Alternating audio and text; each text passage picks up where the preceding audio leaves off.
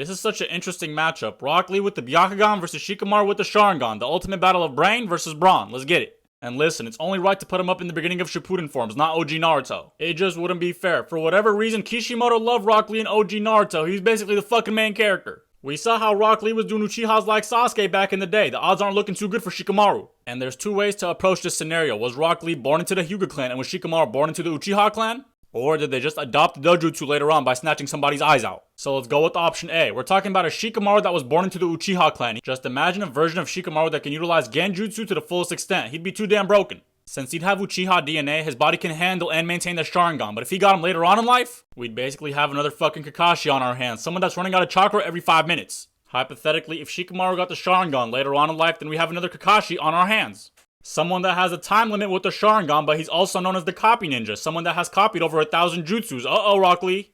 This kid Shikamaru's brain is inhuman. He has an IQ of over 200. Shit, that fool Albert Einstein is only rocking a 160. But if Shikamaru got the Sharingan later on in life, then yes, he still has his Nara clan lineage. Which means he can still utilize his Shadow Possession Jutsu, a very useful technique. If Shikamaru was born into the Uchiha, the man's got fire style techniques, the man's got crazy precognition. And considering how much of an analytical thinker this kid Shikamaru already is, imagine that being multiplied by the Sharingan.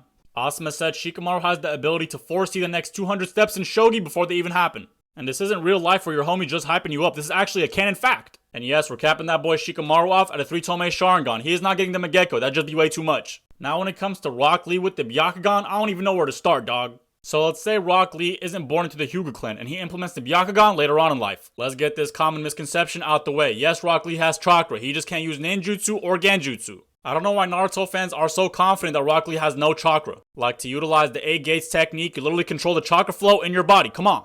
Like you see that blue aura around my boy, that's fucking chakra, what else do you want? With that being said, if Rock Lee implemented the Byakugan later on in life, he'd only be limited to using his far-sighted, near-perfect 360 vision. If they both implemented the eyes later on in life, I'm giving that matchup to Shikamaru. And Nara Clan X Sharingan Shikamaru is strangling that boy, because it's not much of an upgrade for Rock Lee. But then let's hypothetically say Rock Lee was born into the Hyuga clan. It's over for Shikamaru and everybody else in the Lee village. This kid would be number 1. All the sacred Hyuga techniques he'd be able to master, coordinate so well with his taijutsu style.